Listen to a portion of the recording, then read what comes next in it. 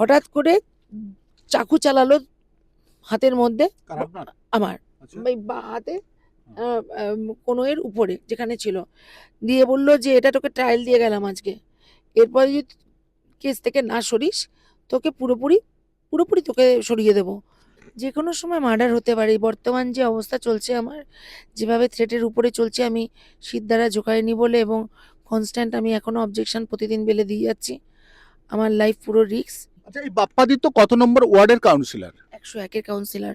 ওর বিরুদ্ধে কি কি অভিযোগ এনেছিলে?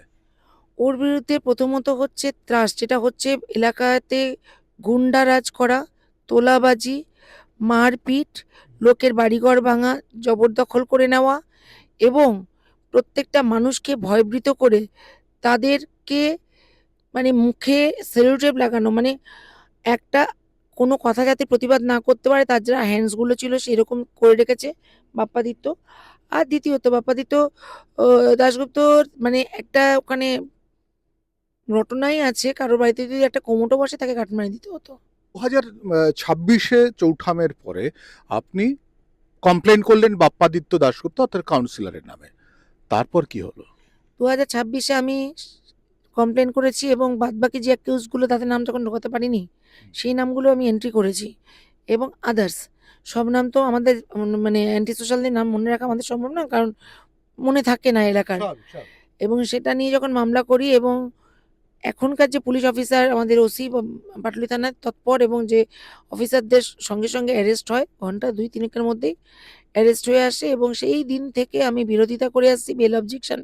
পরের দিন থেকে আমার উপরে মানসিক চাপ এই আদালতের চত্বরের উপরে প্রচণ্ডভাবে পড়তে থাকে। মানে আপনি যেহেতু তৃণমূল কাউন্সিলর বাপ্পাদিত্যর বিরুদ্ধে মামলা করেছেন তার জন্য আপনার চাপ? চাপ, বাইরে চাপ শুধু না, আমার এখানে যে তৃণমূলের যারা অ্যাসোসিয়েট মানে লিগাল সেলের যারা রয়েছে হ্যাঁ। সেখান থেকে চাপ, মামলাটা তুলে নিতে হবে, মামলাটা অবজেকশন আর দেওয়া যাবে না। প্রথম আমাদের বার থেকে ঠিক মানে হয়েছিল, জামিনে অবজেকশন দিচ্ছেন আপনি? হ্যাঁ প্রথমে বার থেকে ঠিক করা হয়েছিল যে এই মামলায় কেউ দাঁড়াবে না, যেহেতু অ্যাকিউজড একজন মানে আসামি আর একজন ডিফেক্টও একজন আমাদের আইনজীবী। আইনজীবী। তো সেই কারণে কিন্তু তারপরে আস্তে আস্তে প্রথম সেকেন্ড হিয়ারিং এর সময় চাপ আসতে শুরু হয় এবং প্রথমে আমাকে বোঝানো হয়, আমি ওগুলোকে বোঝানো বলবো না, সেই বোঝানোর জায়গায় লাস্টের ওয়ার্ডটা থ্রেটের জায়গায় চলে আসে। এগুলো করে কি করবে, যদি যে ওদের যে আইনজীবী আছে মানে অবজেকশনে প্রদ্যুৎ ঘোষ, আমি নাম তুলেই বলছি, বিভিন্ন সময় আমাকে আদালত চত্বরে আমাকে বলেছে দিদি তোমার দিকে বেরিয়ে গেলে কিন্তু এর বদলা তখন নেবে, তখন তুমি কি করবে, এটাও একটা থ্রেট। তো আমি কোথায় আছি সেটা এখন কেউ জানে না, আমি নিজেকে সরিয়েই রেখেছি, কারণ আমার পায়ে অপারেশন সবাই জানে, মানে 15 দিনে বড় বড় দুখানা অপারেশন হয়ে গেছিল এবং সেই কারণে আমি চুপ ছিলাম। তারপরে যখন বাপ্পাইতে মামলাটা করার পরে আমার এরকম চাপ আসে, তখন আমি এই ঘটনা সৌরভ সেনকে অ্যারেস্ট, আবার সোন অ্যারেস্ট হয়। তো আমি যেরকম চাপ আসছে বলে আমি বাই পোস্টে ইমেলে আগে Lalbazar joint CP crime, joint CP সবাইকে চিঠি পাঠিয়েছি, পাটুলি হাতে চিঠিটা দিতে যাব।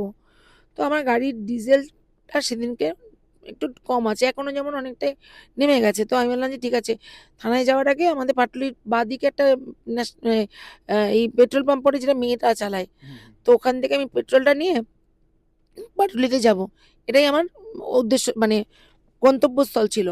তো আমি চেম্বার করতে পারি না বলে আমি ক্যাফে বা কোনো জায়গায় রেস্টুরেন্টে বসে ক্লায়েন্ট ভিজিট করতে হয়, কিছু করার নেই, কারণ সেখান থেকে ক্লায়েন্ট এখন যারা সেদিন কি হলো বলুন? বলছি তো সেদিনকে ক্লায়েন্ট ভিজিট করেছি, 2-3টে ক্লায়েন্ট ভিজিট করেছি। ওখান থেকে বেরিয়ে যখন আমি আসছি বাঘাযতীন রোড ধরে, সেদিনকেও আমি দেখেছি দুটো বাইক যাচ্ছে, তারপরে দেখলাম একটা বাইক চলে গেল, তখন আমি ভাবলাম এটা আমার মনের ভুল, কেউ হয়তো ফলো করছে না, তারা এমনি, আমি তাদেরকে দেখছি, কারণ হেলমেট পরা অবস্থায় তো বোঝা যায় না।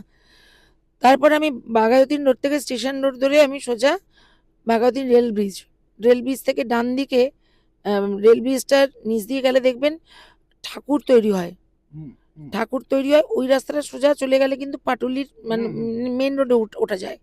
তো ওই জন্য বাঘাযতীন রেলগেট দিয়ে ডান দিক দিয়ে ঘুরে, আর খুব গর্ত আছে ওই রাস্তাটা, মানে খুব এবড়ো খেবড়ো, গাড়িটা স্লো চলছিল।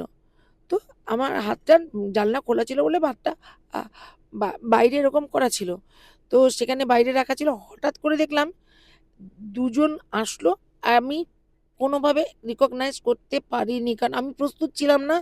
গাড়ির বাইরে থাকলে হয়তো আমি ফেস করতাম, কারণ আমি গাড়ির মধ্যে, পিছনে আমার জুনিয়র বসে আছে, ড্রাইভার সামনে বসে ড্রাইভ করছে, আস্তে করে গাড়ি চালাতে বলেছি যে গাড্ডা গুড্ডা আছে। হঠাৎ করে চাকু চালালো হাতের মধ্যে, কার আপনার? আমার আচ্ছা। এই বা হাতে কনুইয়ের উপরে যেখানে ছিল, দিয়ে বলল যে এটা তোকে ট্রায়াল দিয়ে গেলাম আজকে, এরপরে যদি কেস থেকে না সরিস তোকে পুরোপুরি পুরোপুরি তোকে সরিয়ে দেবো। আপনাকে এই যে ছুরি দিয়ে আঘাত করা হলো, তো সেটা থানায় জানিয়েছেন?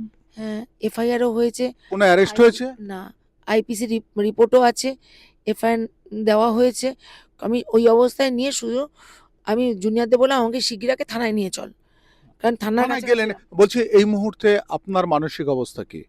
দেখুন এই মুহূর্তের আমার মানসিক অবস্থা, আমি সংক্ষেপে বলতে গেলে গতকালেও কিছু ইনসিডেন্ট আমি তুলবো যদি আপনি বলেন, কারণ এই কেস রিলেটেডই। কারণ এই মুহূর্তে না, মানসিক অবস্থা জানতে একদমই চাইছি। ভালো না, কেননা আপনি আমাকে কি এই কেস প্রাণ থেকে প্রাণ একদম আমাকে এই কেস থেকে সরে যেতে বাধ্য করা হচ্ছে, কারণ আমাকে আমার গোপন জবানবন্দিগুলো ওপেন হয়ে যাচ্ছে কোর্টে, যেগুলো কোনোদিন ইতিহাসে হয়নি। অর্থাৎ একটা জিনিস আপনাদেরকে বলি যে বলছে যে ভয়গণ ভরসাহীন, তা সেটা নিয়ে কিন্তু আমি পারমিতার সঙ্গে যখন বসে কথা বলছিলাম, সত্যি আমার তো শুনে খুব মানে নিজেরই গা শিউরে উঠছে, কারণ আমিও যেভাবে কাজ করছি, যেভাবে কাজ করে আসছি, কোনোদিন প্রতিবাদীদের ওপর যদি এই রকম ছুরির আঘাত, বন্দুকের নল চলে আসে, তাহলে তো সব প্রতিবাদী বন্ধ হয়ে যাবে। একটি মেয়ে, সে আইনজীবী, সে নিজে সারাদিন প্রচণ্ড খাটে, পার্সোনালি আমি ওকে চিনি, তবে তার এই অবস্থা, এই আতঙ্ক, আর ওই ভয়ানক যে সমস্ত তৃণমূলের গুন্ডা, তাদের কি শাস্তি হবে না? নাকি এই নাকি যে কোনো সময় মার্ডার হতে পারে। বর্তমান যে অবস্থা চলছে আমার, যেভাবে থ্রেটের উপরে চলছে, আমি সিদ্ধারা ঝোঁকাইনি বলে এবং কনস্ট্যান্ট আমি এখনও অবজেকশন প্রতিদিন বেলে দিয়ে যাচ্ছি। আমার লাইফ পুরো রিস্ক। আমি এসিএম সাহেবকে ওপেন বলেছি যে স্যার, আমি আজকে দেখছেন হয়তো কোনো কিছু ঘটে গেলে জানবেন আমার মৃত্যুটা নর্মাল না, আমি কিন্তু কোনো মিথ্যা মামলা এখানে দেওয়া হয়নি, আমার কিছু ঘটে গেলে এটা মার্ডারই হবে। তো স্যার বলেছিলেন আমি কমপ্লেন করতে, আমি ফার্দার আবার সেখানে কমপ্লেন করি। সবাইকে জানিয়ে দিয়েছি, chief justice of high court, registrar district জাজ আলিপুর কোর্ট, পুলিশ, সিজিএম, সবাইকে জানানো আছে।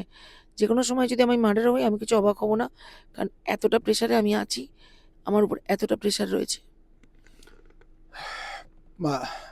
মানে আমার না ভেতরটা যেন ওই কেমন হচ্ছে বলুন তো, যে ওই ভিক্স টানলে যেরকম ভেতরটা একটা শীতল ভাব হয় না, ওর কথা শুনতে শুনতে শীতল হয়ে যাচ্ছিল। আর আমার গায়ের কাঁটা মানে লোমগুলো আস্তে আস্তে কিন্তু ফুলে উঠছে। একটা মেয়ে এতটা থ্রেটে এখনো পর্যন্ত প্রতিবাদ হবে নাকি, শাস্তি হবে না এদের? তবে দেখা যাক পরবর্তী সময় কি হয়। আমি শঙ্কর হচ্ছে আপনাদের সঙ্গে ইন্ডিয়া নিউজ 24 দেখতে থাকুন।